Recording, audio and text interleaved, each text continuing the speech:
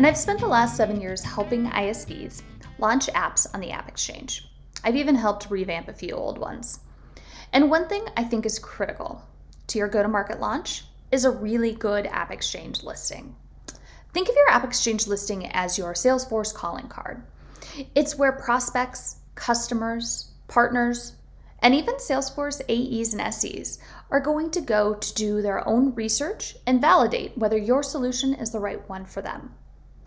The right AppExchange listing will help identify the right kind of customers. It will help differentiate you within a crowded market, and it will even bring you leads. So let's dig in a little deeper into what makes a great AppExchange listing. You've got to start with the messaging. So making sure that you have clear and concise messaging from everything that starts with your title through the bullets within your listing itself. All of these are going to give your customers and prospects the keys to what your solution does and who it's for. Now that includes putting into this listing your differentiators. What makes you different from your competitors and even from Salesforce out of the box? Make sure you call those out. And make sure also that you're writing for SEO. So the way in which your customers can find you on the AppExchange is usually through search, and they may be on the homepage doing some search there. And what's going to matter is that those keywords within your listing that really call out who you are and what you do. So try to stay away from a lot of marketing speak and really focus on the details of your solution that matter and what you think your customers might actually be looking for if they were to put into a search bar what it was they were looking to solve for within their challenges.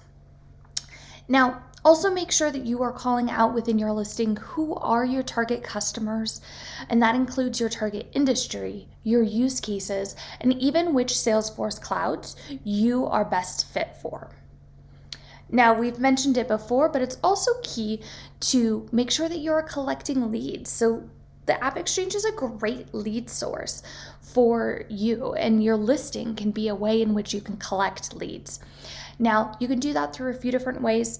Watch a demo, the trial force, get it now. These are all actions that require your prospect to put in some email information and their names. And so you could actually understand exactly who is looking at these different lead capture items and be able to follow up. And so it's important that as part of this lead structure that you have clicked get leads, and that your partner business org or PPO is actually set up to collect this information and that you've tested this flow to make sure it's all working correctly. Now, also important, once your AppExchange is up, this should be a living, breathing document. And it's something that should be continued to be updated as new marketing pieces come to light. You should be adding these to the AppExchange. So think about if you're putting a new asset that has to do with your Salesforce solution on your website, you should probably update your AppExchange as well. And of course, your reviews. Now, customers can leave reviews on your site, and it's really an important way for your prospects and for even partners to understand how the real day engagement has been with your solution. So I encourage you to actively go after these reviews with happy customers, whether that be after a great support call, maybe during a QBR. Keeping these up to date and trying to get a few a quarter can make a really big difference. And of course, always make sure that your company info tab is up to date. That's just going to be the basic ways in which people can get a hold of you. But if you change your website, if you change your email alias, if you change your About Us, this is an area that should also be updated on the AppExchange. Make sure you're giving customers content. So you have a whole area within your AppExchange listing that allows you to provide content and collateral to your prospects.